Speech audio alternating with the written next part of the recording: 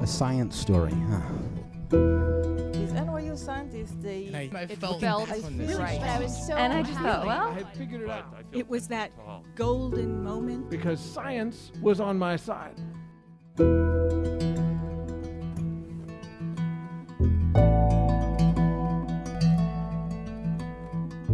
Hey everyone, welcome to the Story Clatter, where true personal stories about science help us explore just how weird, wonderful, and deeply human this world can be. I'm your host, Misha Gajewski, and today's episode explores the question many women face at some point or another, whether or not to have kids. I personally related to these stories a lot because this year it seems like almost all of my friends either had a kid or are about to have one. So I guess that says something about the period of my life I'm in. But this question of whether or not to spawn has definitely been on my mind a lot lately, and I really appreciated these stories for their unique insight on the decision. Anyway, our first story comes from Bailey Swilley, a writer and comedian based in Brooklyn. Her story was recorded last year at one of our go-to spots in New York, QED Astoria. Here's Bailey.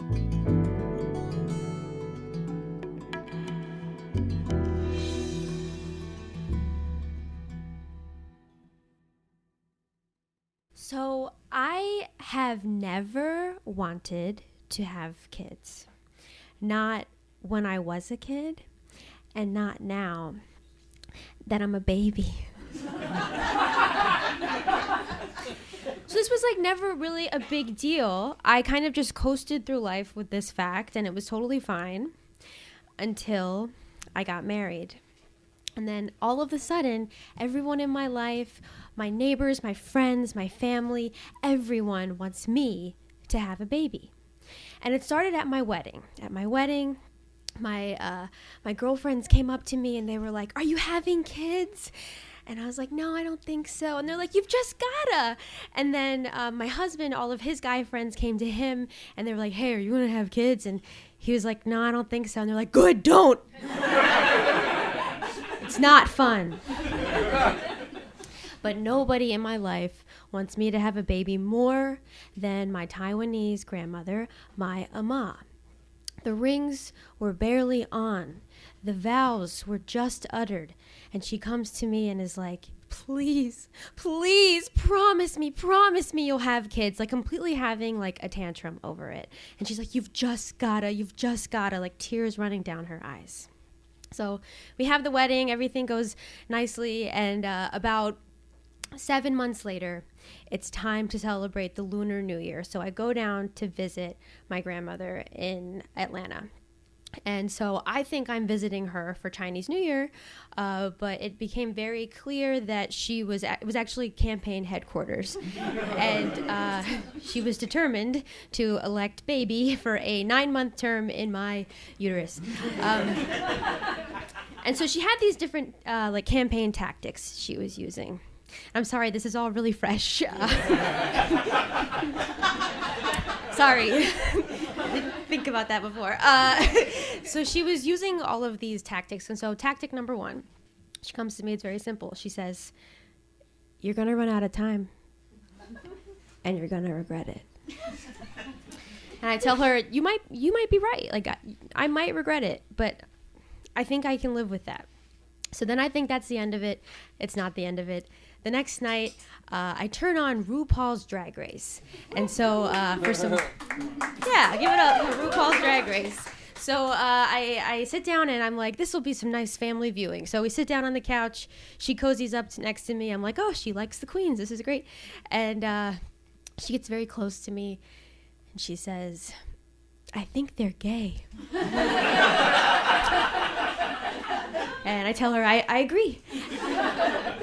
And then she comes even closer and she grabs my hand and she says, "Where'd you get that engagement ring?" And she knows where I got this engagement ring. I tell her again, I remind her, this was my mother-in-law's ring. And she says, "Well, it's a really nice ring." And she's right, it is a nice ring. And she says, "Don't you think if she can give you a ring like that, you could give her a baby?" I know that this is my grandmother and I need to be respectful, but I just get up and walk away. About an hour later, it's still not over. And she's really getting out like her best ammo. she points to the center of the living room where she has a shrine to my dead father, her dead son. And it's a shelf with little American flags up and down, and then my dad's funeral portrait at the top. And she points at his face and says, "He wants you to have kids." So I don't know what to do. I don't know what to say. I just kind of like sit with that for a long time. And also around this time, I have to get my IUD replaced. So I go to my gynecologist, and it's a very routine procedure as far as I know. And she takes some pliers, and she yanks out my IUD. And then she holds it up to my face. And I'm like, why? Why are you showing me this? And she goes, "It's missing a piece." And so I say, "Is that normal?" And she's like, "No, it's only happened once, and we never found it."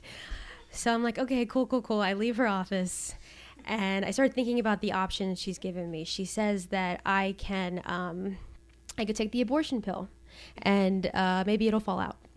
Or maybe it's lodged in there somewhere and I have to have a surgery. So I'm Googling all of this and thinking about this, and I come across this article that says, if you do have the surgery, if it has lodged itself in your uterus and you take it out, it could leave a punctured hole in your uterus, and then you may never be able to have kids. And so I think, maybe I'm relieved by this news. If this is me, then it's done. My grandmother will leave me alone. I can't have kids, right? But then I think, what if I am relieved? Maybe I feel guilty about that relief. Also, if I can't have kids, am I gonna want them now? I'm just kind of completely spiraling, right? But before I can completely go down that rabbit hole, I have to go get an ultrasound. Now, I'm not sure if any of you have had an ultrasound in your reproductive organs, but it is exactly like having sex with a robot. And the piece is there. They see the piece in the imaging. And so now it's time for me to go see a specialist. So I go to the specialist's office, and she walks in. She's got a cart full of different tools and a camera and a big plastic bag and a giant needle. And so she says, "Hey, we're going to dilate you and we're going to retrieve the piece of the IUD." And I'm like, fabulous. Sounds like a great plan. I think I'm being a little naive and not thinking about all the steps it's going to take to get there. So she's got me dilated. She's got the duck lips. She does the cranking. I'm dilated. And she sticks the camera in. And then she says, "Oh, my God, we forgot the anesthetic." You need to know that getting a shot in your cervix is not like the COVID shot, okay? So she tells me there's going to be some rushing. And so I'm like, okay, great. I don't even ask her what that means. She sticks me in the cervix with the needle, and immediately my entire body feels like it is completely convulsing and shaking, and my heartbeat feels like it's at I don't know, just racing harder than it's ever raced before. And I don't do drugs, so this was a very new feeling for me. And so that's the rushing. And she's screaming at me. She's like, "Bailey, how you doing? How are we doing? How's it going?" And I'm like, why is she yelling at me? And she's like, "You were very pale for a second." So I was about to pass out. So, okay. She's got the camera in, and she's digging around in there, and I haven't even mentioned that on the side of the room there is a technician, and she's pumping water in and out of me. And I mentioned the plastic bag earlier, so there is a elementary school lunch size trash bag underneath my nethers. And so this technician is just pumping water in and out. I can hear water coming in and out of me, and I'm looking at the doctor, and 5 minutes have gone by, and she's just making a face you never want to see your doctor make. She's making this grimacing face. She's just and she's like, "We can't find it." And she uses a word that I wish she hadn't. She says, it's just, there's just so much gunk in there. So I think she's like a bit of like a litigious doctor because she's like, I want you to watch me. And she moves the TV screen next to my head so I can watch her dig around in my gunk. And so she's still like making that face and she's like, we're not finding it. And you know, I'm sitting here thinking like, is this my punishment for not wanting to have kids? And when she's done with all of this, am I gonna want to get another IUD? Like maybe this is a wake-up call. Like maybe my ama is right. Like I'm running out of time and this is it and I've gotta do it. And so I'm kind of like spiraling and I decide that the best thing for me to do is just to pull out my phone and like dissociate for a little while. So they're digging around, the water's going in and out, and I'm on my Instagram. And it's the holiday season. And so my entire feed is just people I went to high school with, their families dressed in matching Christmas clothes. And I'm seeing these photos, and I'm just like, I do not ever want to dress up my husband and children in matching Christmas clothes. I don't want to help anybody with their homework. I don't want to teach anybody how to drive. I don't want to pay for private school or college. I don't ever want to go to the zoo on purpose. I don't want to watch anything on Disney Plus. I certainly never want to see anything on ice.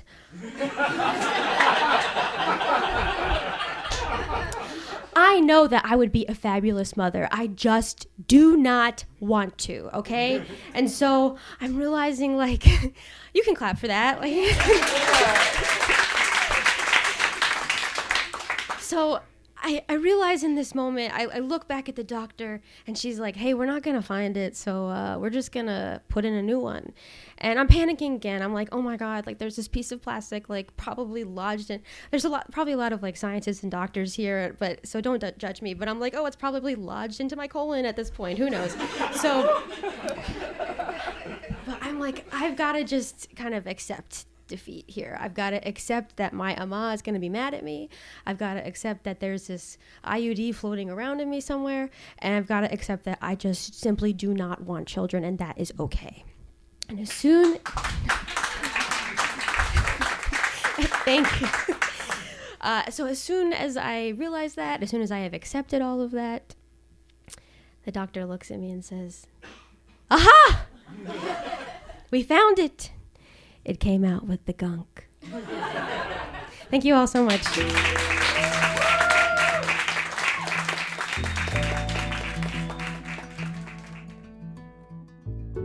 That was Bailey, and now I'm reconsidering my method of birth control. Kidding, I love my IUD. Anyway, if you'd like to learn more about Bailey, visit our website, storyclatter.org. Being a storyteller is just one way to make storyclatter happen, but not everyone loves the spotlight, and that's totally okay. If getting up on stage isn't your thing, supporting Storyclatter as a donor might be the perfect way to get involved. Now, more than ever, it's vital we hear the voices of scientists and science communicators. At Storyclatter, we believe that true personal stories can break through the noise, bringing science to life, building trust, and helping people connect on a human level. But we can't do it without your support. Our donors are a big part of what makes this work possible. They help us produce the podcast, share meaningful stories, and spark the kinds of conversations that stick with you long after they're over. If you believe in the power of science storytelling, consider making a donation at storyclatter.org/donate. Most people give $10 a month, and every tax-deductible donation, big or small, helps keep Storyclatter going strong. Thank you for being part of our community. Our next story is from Toronto-based actor, comedic performer, storyteller, clown, writer, and educator Crystal Bartelzy. Her story was recorded at the Burdock Brewery in Toronto earlier this year. Here's Crystal.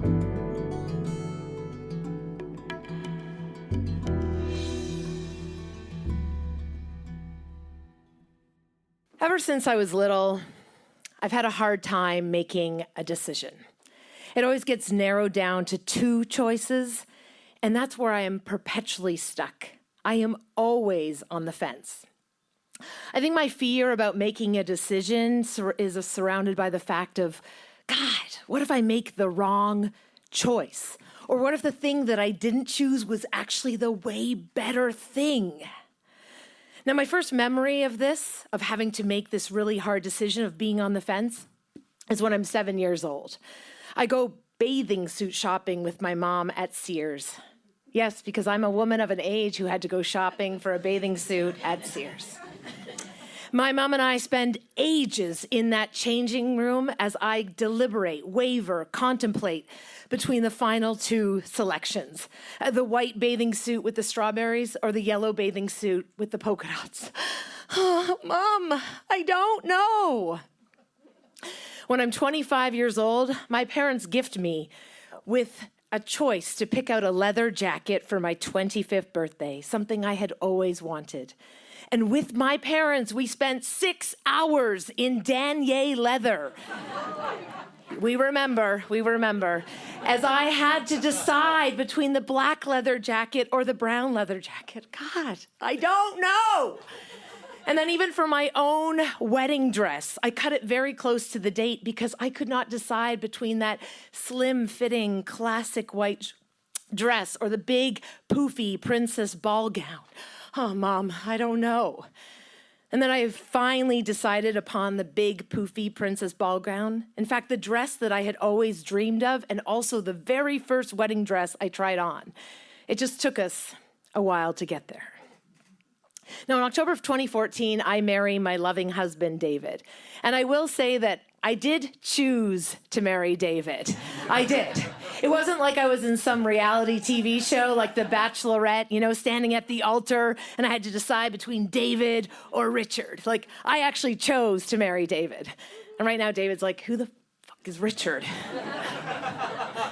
But the next day, at our post-wedding day brunch, after we just got married, everyone had a comment for us.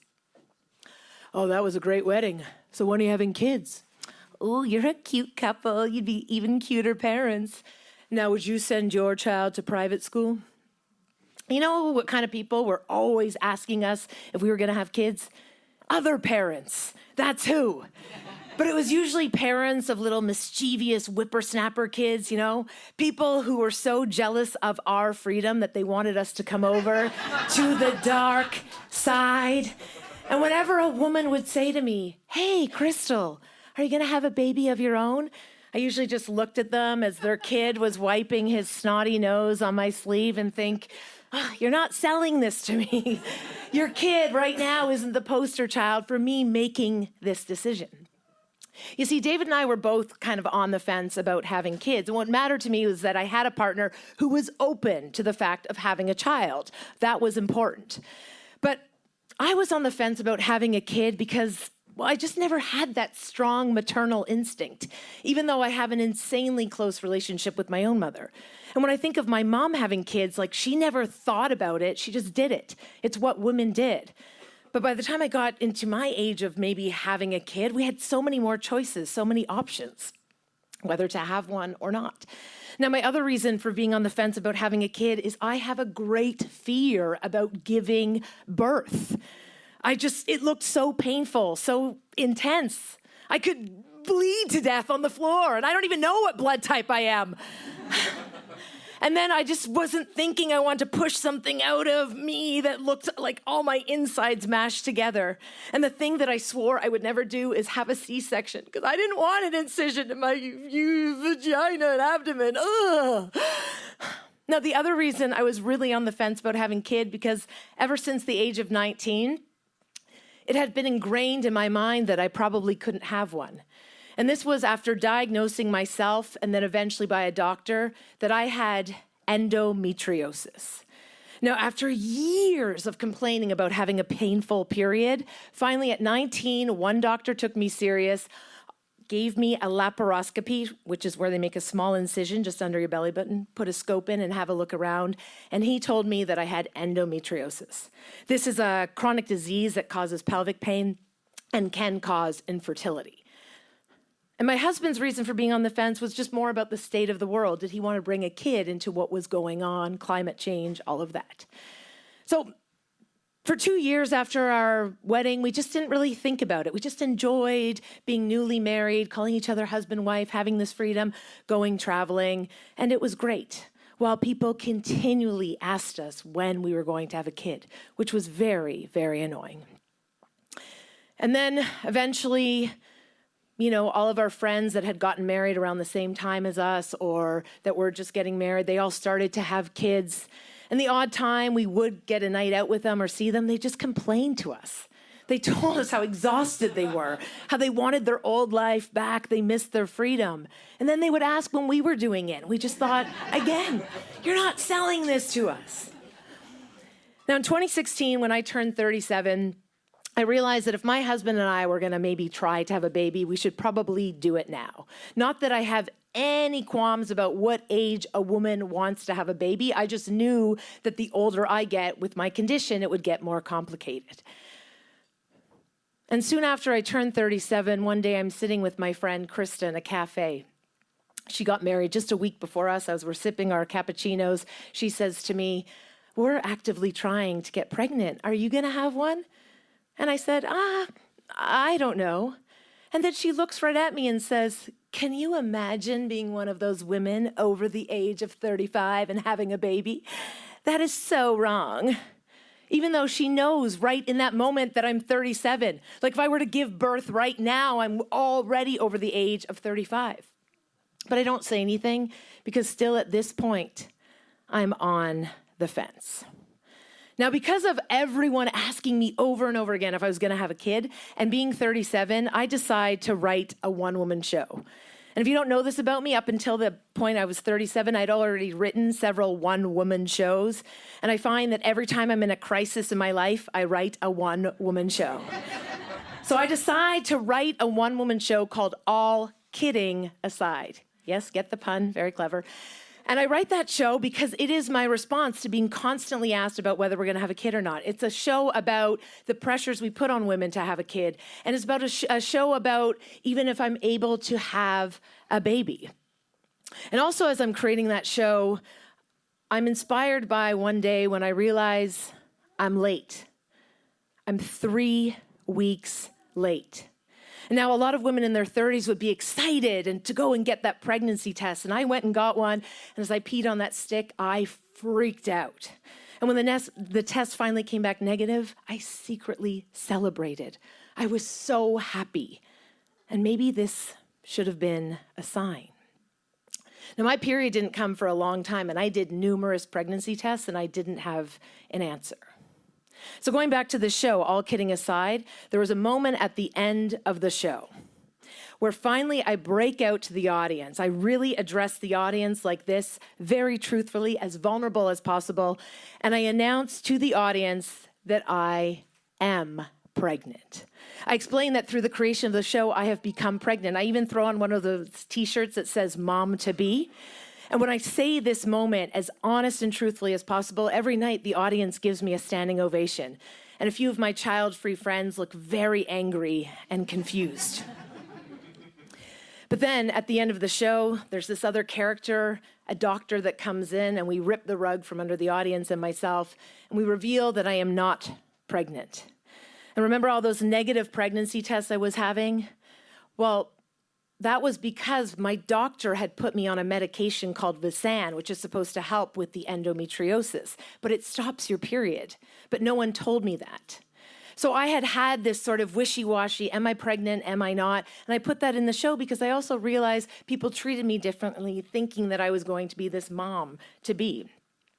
And even though the show is that we should just stop asking women whether they're having kids or not, I was astounded at how many people came up to me after the show and still said, "You should have a baby." Now, as I stand here, or I should tell you actually the ending of that show, true to form, the show ended with me still, like I always am, being on the fence. I hadn't fully made the decision, should I have a baby, should I not? I explained that bathing suit story in the show, that I'm always challenged to make a decision. Now today, right now, I am 46 years old. And I'll let you know that David and I, we don't have a child. And let's face it, at this point, we're probably not going to have one. And we really just never made that decision. For the first time, that decision was sort of made for us. I mean, we just kind of let it go. We didn't actively try, but we didn't actively not try. I'm still convinced I'm infertile, but it just never happened. And I'm finally okay with that decision. Because for a long time, anytime someone announced that they were pregnant, I was extremely emotional.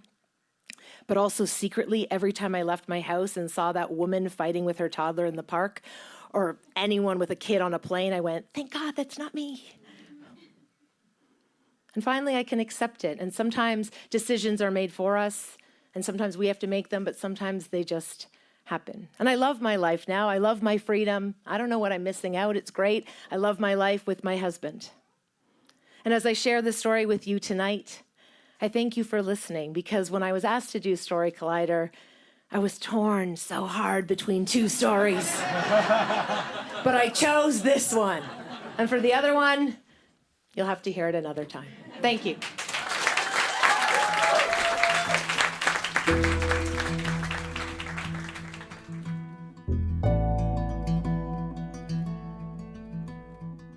That was Crystal. If you'd like to learn more about her, visit our website, storyclatter.org. If you want more Story Clatter content, check out our website or follow us on social media. We're on Facebook, Instagram, TikTok, and Blue Sky. If you want to come to one of our shows, start your own Story Clatter show in your community, or even learn how to tell your own science story, you can learn all about that on our website too. This podcast is produced by me, Misha Gajewski, along with Jen Chen, Nikisha Roberts-Washington, and Aaron Barker, Executive Director and co-founder of the Story Clatter. The stories featured in today's episode were produced by Tracy Segarra, Grant Bowen, Sarah Mazrui, and me, Misha Gajewski. Special thanks goes out to the Story Clatter's board and team. Our theme music is by Ghost, and next week I'll be back with 2 fascinating stories that involve theft. You won't want to miss them.